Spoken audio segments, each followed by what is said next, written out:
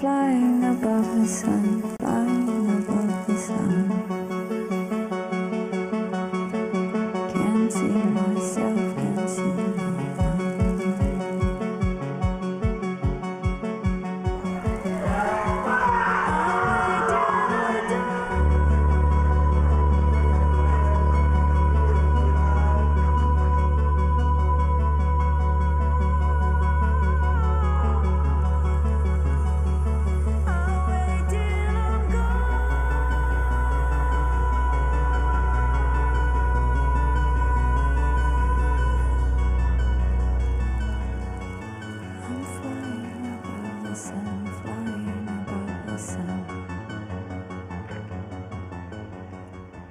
Good evening and welcome along to the CIB Palm Hills PSA World Championships 2025-2026. It's day 3, round 2.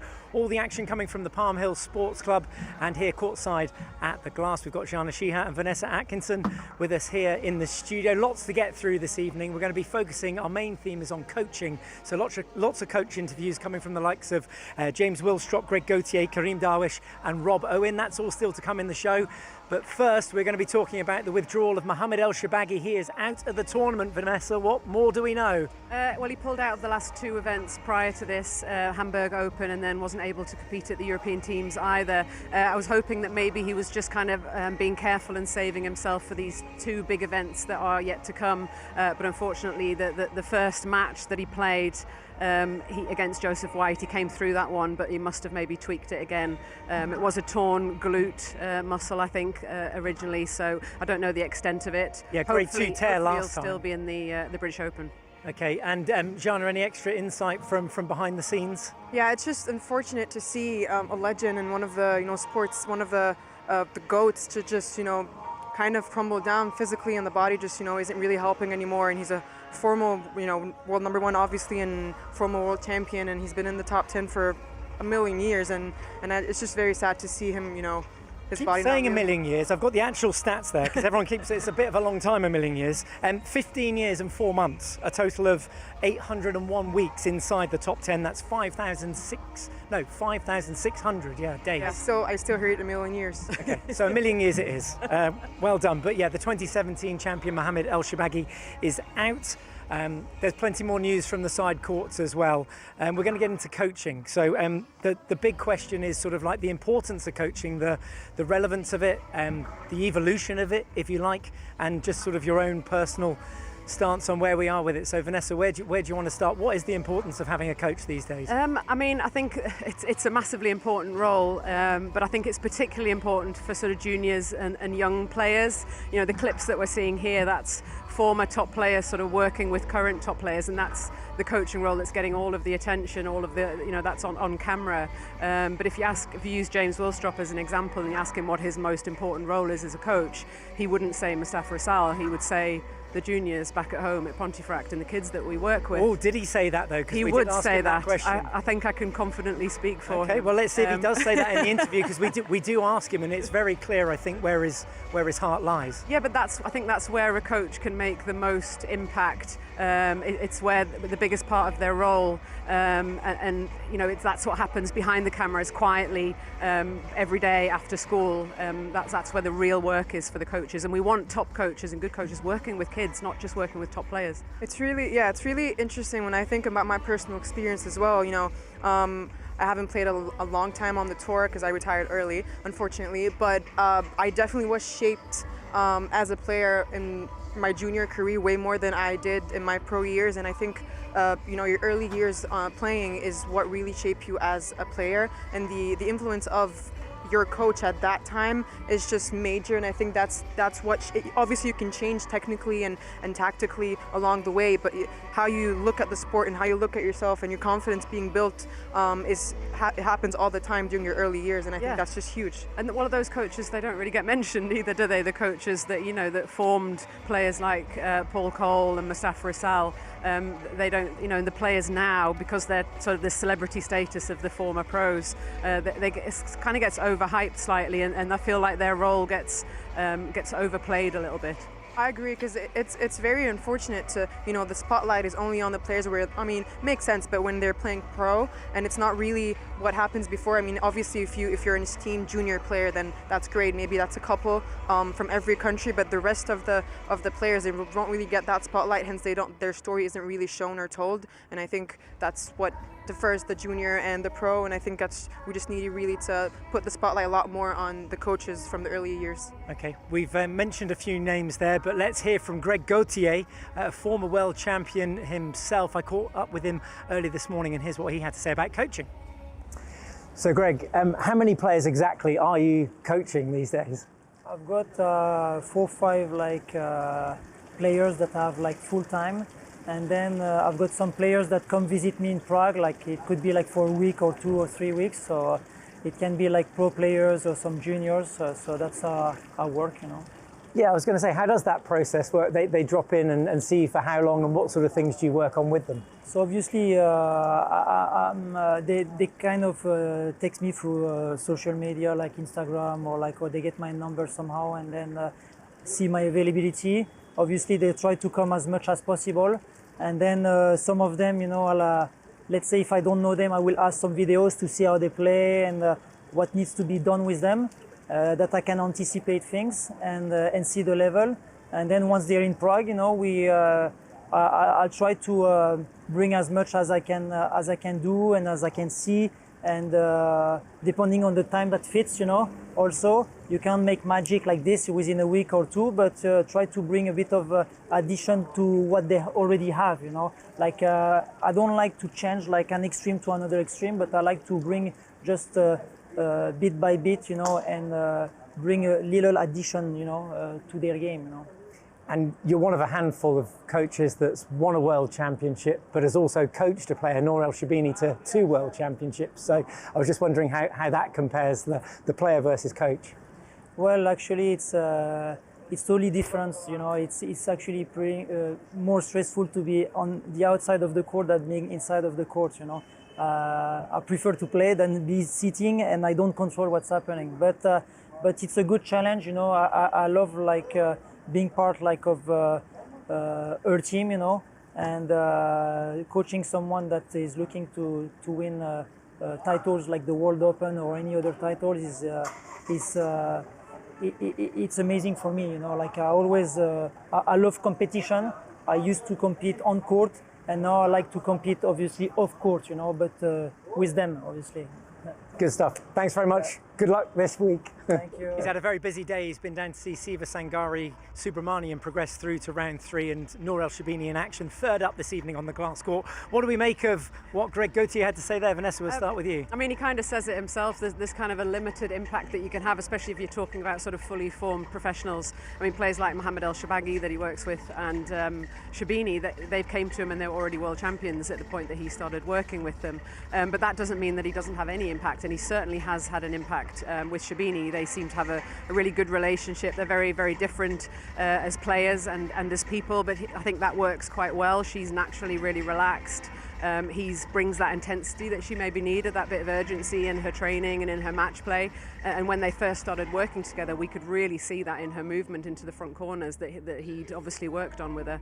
And Jana, anything to add about the French general and his style, his methods, and I wanted to point out something that I think is very important. Again, if you start coaching players that have already formed in a way and they're already champions, it's really hard to change their way of thinking and being on court, and that's where comes the better, worse coach. And I think that's shows a lot about the coach and how he can actually find a way to get in the player's mind and just find a way to tweak it, because again, at that level it's just mental, and sometimes you can be the best coach ever, and if you don't have that relationship or that chemistry with that player, it just won't work, and he just won't accept any change from the coach. So I think the chemistry is really important. Yeah, that sort of alchemy between a coach and a player is massively important. They have to be able to have a lot of trust, an open relationship, and that they can be honest with each other, that the coach can criticize and have those difficult conversations without feeling like they're going to get fired and replaced immediately. And that's the only way it works, if they're able to have that sense of trust with each other, I think. Okay, hot news coming in from the side court, so let's go and hear from Karim El Turki. I think he's safely through to the next round. I mean, I feel amazing, to be honest, and I just I'm not sure like how I feel. I didn't think this through. I went on court and played my game, followed my coach's orders, and I feel proud of myself, to be honest. And yeah, I didn't think of my opponent today as a higher seed. I just thought that he's just another opponent, and I'm here to play my squash. I'm here to win. I didn't think that he's one of the top 5 or top 6 players, and I think that's why I got through today and played very smooth squash. So I'm very proud of myself. Huge result for the Egyptian, taking out the number 6 seed Victor Crouin. We weren't expecting that, I don't think, on paper, were we? No, I don't think Shocked. so. Yeah. I know. And I just thought about something really cool, is that Karim is being coached mainly by his dad as well as Victor, and it was kind of a nice dad/coach, father-son And there's battle. a few of those on tour, aren't they? Those father-son relationships. There, Diego Elias, I can think of. Yeah, Victor Crouin as well. I think works closely with his father. Yeah. And I mean, presumably, well, James and Malcolm back in the day. Yeah. I mean, that must sort of blow up a few sandstorms. I mean, yes, I think it can definitely not work for a lot of people as well, and probably unimaginable for some people, but it worked very well for James, certainly. It seems to work really well for Diego. And brilliant result for Karim El-Turki.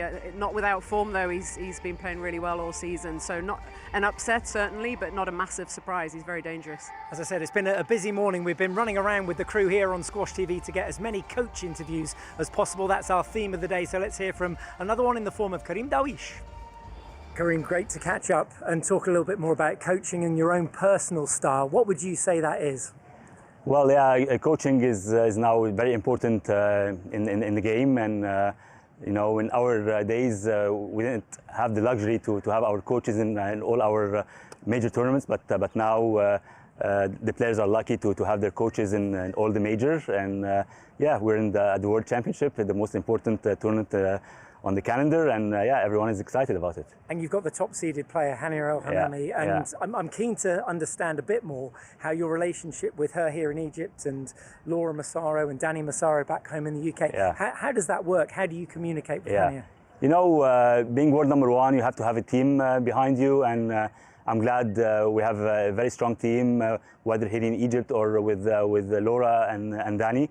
We're always in contact for the benefit of Hania, of course, and we all work as one team, and I think it's working well so far. How do you make sure you don't step on each other's toes, or that there's not mixed messaging?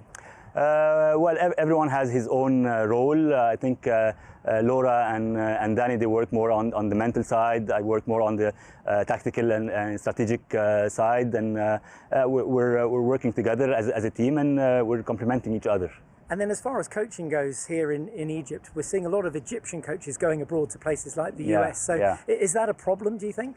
It's becoming to be a problem, of course, because now squash is growing up everywhere in the world, whether in the US or China. So all the good coaches, they travel abroad, and it's becoming empty now in Egypt. But yeah, we're trying to do our best. Okay, tough times to navigate, but good luck this week as well. Yeah, all the best. Thanks a lot. Thank you.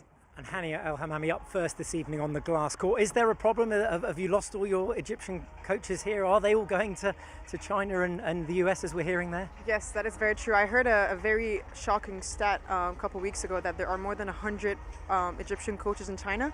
And that made me very personally, sad, because when I was playing during my junior career, we've had all the best coaches in the world, and it was kind of one of our things that we used to, flex with. And it's just very unfortunate to see that everyone is just moving around, especially the US and China, for better coaching opportunity, better money, and we are just left with, I don't want to say a lesser experience, but definitely the ones who've gone away are the ones who know the game in and out, and have probably most of them been on court already, and that's very unfortunate that they're sharing their experience with other people.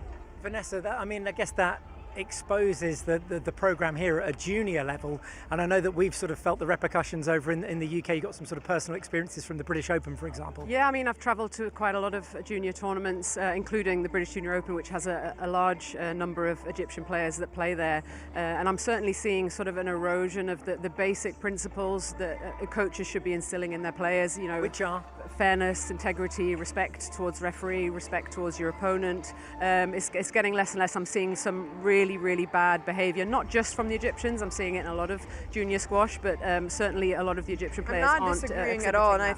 I think that's when I said the more experienced coaches are the ones who go away, and because they have been on court and they know how it is, they like know how it feels, and they know the limits of how to react with one another and with the ref. And I think it's just, you know, I know we are a very competitive country when it comes to sports, and it becomes all of our lives, but obviously there is a fine line between being that competitive and just all with the fairness and how to be respectful and the sportsmanship inside. So I think that comes also with the fact that the coaches aren't here to give that, and it's just the mentality has become more and more with the mentality of just to win whatever the way is. And I don't personally agree with that at all, and I think of course everyone wants to win, but it just matters how you win as well. I mean, they are winning. They're winning everything pretty much. That's what I mean, but that's not the juniors. most important thing. No, it's not, but I feel like they're being coached as if that is the most important thing. And to give an example, because we coach a lot of juniors obviously at the club, it's the least important part of what we do, whether they're winning or not. That's not where the emphasis is at all. It's all about making sure that they're playing in the right way.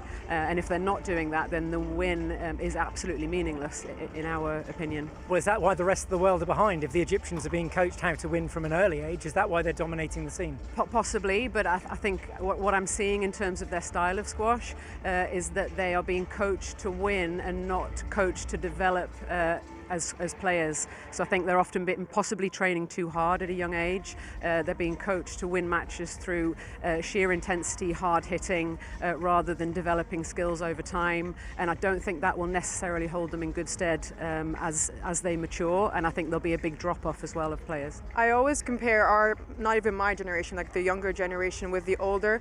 And I think it's very unfortunate to see. Like I remember when if I walk on court with the likes of Verneem El-Waleili or Umnaya Abdelawi, I would just fear. Like I remember I actually played against Umnaya, her last ever match, at a 10K in Cairo, and I beat her. Obviously, you know, she got pregnant and she gave birth and she got back a little bit, but I used to fear just asking for a let, and I was like, this is Umnaya Abdelawi, I can't even touch her, and I'm like, we were just playing squash, and it got so over my head. I don't think the juniors right now think that way, and I'm not seeing those players. I'm seeing players that are winning, but I'm not seeing your future Verneem El-Waleili, your future Ali Farag, Ramy Shaw, that obviously were amazing players but played the game in the right way. I'm not seeing examples of that. Is there a lack of female coaches as well? I can think of a few, sort of Alison Walters and Laura Massara just spring to mind, but is there a lack of female coaches? Massively. And here in Egypt? Yeah, across the board, not just in junior 100%. squash. Yeah. Why is that?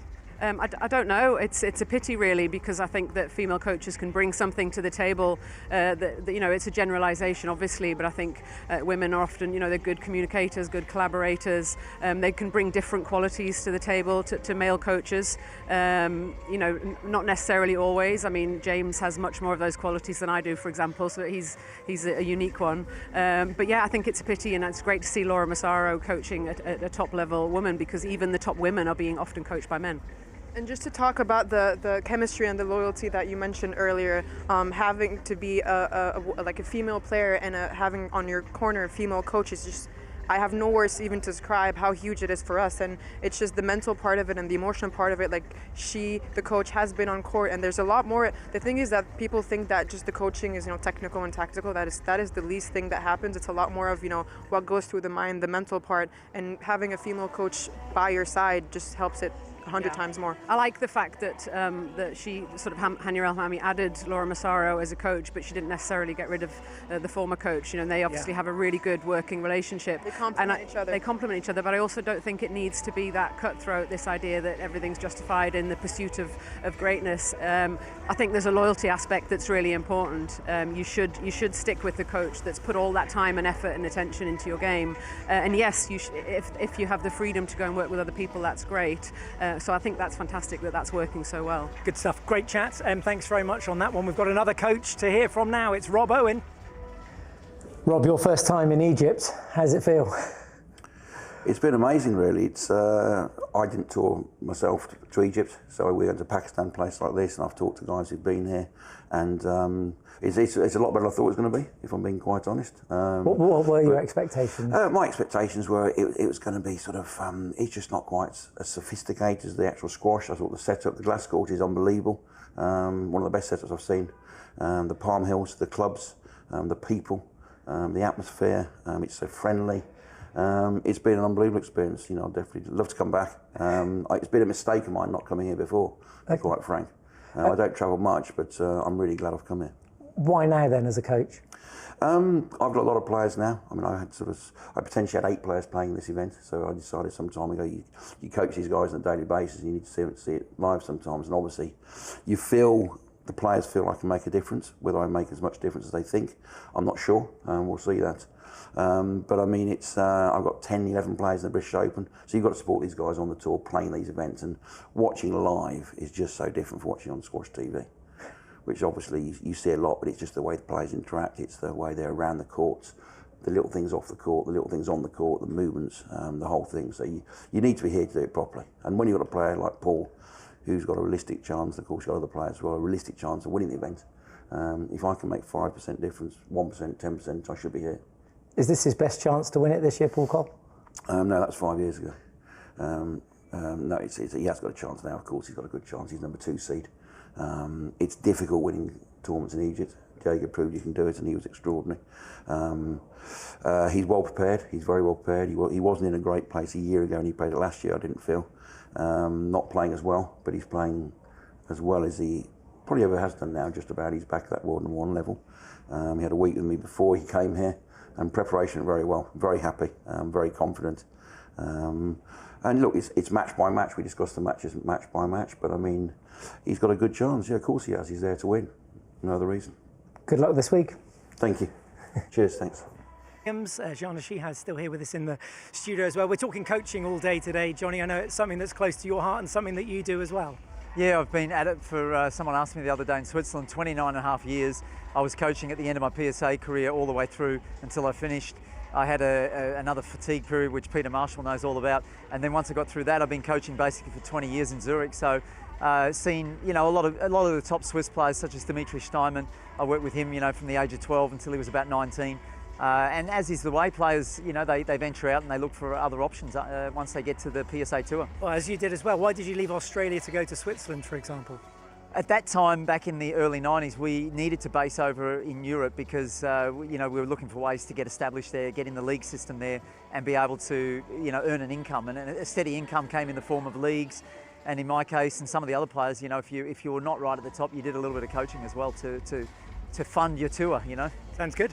Gianna, we heard there from Rob Owen. I wonder what takeaways you took from that conversation that we had with him there. Paul Cole in action against Baptiste Massotti, 4th up on the glass court, so that'll close the evening's action of squash here on the glass court. But just thoughts on Owen as a coach?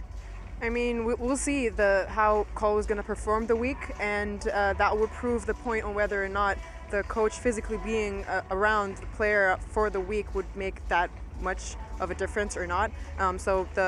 He wasn't sure. He was somewhere between 1% and 10% whether it made it. He said 1, 10, 11, 4, so I don't know, but we'll see. A lot of numbers. Yes, but I mean, I personally think that having the coach physically with you around for the week makes a huge difference, and I think we're going to see that on Cole this week. Johnny? Yeah, 2022, so it was actually very unlike Rob Owen to get a number wrong. I think he was referring to 2022. When he said 5 years ago, it was 4 years ago here in Egypt, where Paul Cole came in as the world #1, and he dipped out in the semi-finals to Mohamed El Shorbagy in one of the greatest matches I ever commentated on. And of course, Shorbagy, after the match, let rip because Rob Owen had said before the tournament that Paul, you know, was pretty much almost unbeatable, and that sort of fueled the fire with Shorbagy, and he was on mental steroids in that match and probably got away with a little bit as well in terms of the refereeing. And also Paul Cole missing out, a finalist in 2019, losing out to Tarek Momen as well, so that was another big loss for him, but another great win for Egypt. I think that was Cole's best chance to win the World Championships, and I'm a close friend of Tariq and Raneem, and I remember watching this at home and I got very emotional when Tariq won because I know how that meant for him and how much he wanted it, to the point where he was ready to retire right after it. But hopefully this week for Cole, that's his second best chance, and having his coach next to him will make that difference. And the coaches are making a huge difference. Let's hear from another one. It's James Willstrop. So James, we're focusing on coaching today as a theme. Why did you decide to be a coach? I didn't really, as I've said before we came on. Coaching kind of found me, I think, really, or life leads you, doesn't it, in ways, and it has done with me. I don't think it was my big intention to do it, but here I am, and as we all are, questioning the world and life. But you know, there's lots of good things and lots of less good things about it. Let's talk about some of those then. Obviously, working with Mustafa Asal must be a highlight, winning a world championship last year. Yeah, true highlight. Yeah, of course. Where are the challenges then for you working with him? Well, I think you know, I just try really to be a sort of outlet for honesty, really, in his world is probably the best way to say what I do. And you know, he's got so much coming in at him from so many angles. I'm obviously invested in him as a person, and I like him, but I'm trying to be as level, and I want him to win. But if he's not getting things right, I try and give him an honest answer, because he's getting so many opinions. How hard is it to filter all that? Because there's a lot of noise. Incredibly hard. I mean, and it's getting harder than ever, isn't it? Because you've got so much stuff with you know, electronic stuff and machines and internets and social media, different. And you know, at times it's ghastly stuff, isn't it? A lot of it. And is there too much focus on the negative that takes away from the good stuff he's doing? I don't know. It's hard. I mean, there's negative and there's positive, but we're trying to, you know, you're trying to just take each thing as it comes. But it just gets the nature of how the internet works now is that people love controversy and people love to pick on people and people like to be quite nasty, and this is the way of the world, and it gets. I mean, there just doesn't seem to be an awful lot of kindness about, really.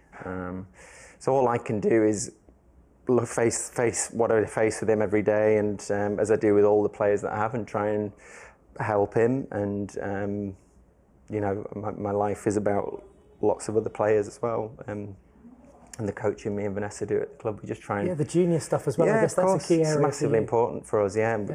Helping kids enjoy the game, and that's a different mode of coaching, completely different. Do you get a lot of that coaching philosophy? You know, did that filter down from your father, Malcolm, who was obviously hugely influential? Absolutely, and I am failing 100% to do you think that? Do you think emulate if he what was he sat did? Here now, do you think he would be saying that to you? I know. I think he would criticise me an awful lot, and I think he would encourage me an awful lot. That's how he worked. But you know, I've got to try. I take so much from him that sometimes I can, you know, be quite led by him, and sometimes I've just got to try and do what I think is right, and sometimes I maybe think, what would Malcolm do? In fact, I always think it, because he was a true genius and a wonderful coach, wonderful leader, but I can't always be the way he was, but I'm trying to take as much as I can from him as well, so it's a fine balance. Well, keep up the good work and good luck this week. Thank you very much. I'll need it. Thank you. Very philosophical James Willstrop there. Johnny, let's get your thoughts first of all on that interview and what you take away from having listened to James. I was wondering whether you guys were shooting another scene from tomorrow, Daddy, Tomorrow Will I Be a Man, because he really went into that other side of him, the very philosophical side, and all of this stuff about the negativity out there. I think that he's been engulfed, you know, in taking on the Asal role by having to deal with a lot of extra curricular stuff to do with referees and meetings and stuff like this. And as you heard in the interview, that is definitely not the favourite area where he likes to do stuff. He, you know, at his heart, he wants to be in Pontefract coaching the juniors and doing that. Shana? Yeah, I think that's what I most preferably respect about coaches is you know, because I have known coaches that would leave players if there is a little bit of drama on them, and I just respect the fact that a coach is not just called a coach for a reason. You know, it's part of the team, and they are together in it, whether it's, you know, good or bad, and for them to share, whether it's per se Asal and Willstrop or just in general, the fact that the coaches share the whole journey with the player and not just the wins is what really matters. Brilliant. Thank you very much for sharing your coaching experiences with us. That's been our little special preview show about coaching here on Squash TV. We're going to switch over now to the live action from the glass court. Incidentally, Mustafa Sal up second on the glass court, but getting things going is the other top seed from the women's draw, and that is Hania El Hamami. So do come over and join us on Squash TV. We look very forward to your company in just a couple of moments' time. When I'm flying above the sun, flying above the sun. Can't see myself, can't see no one.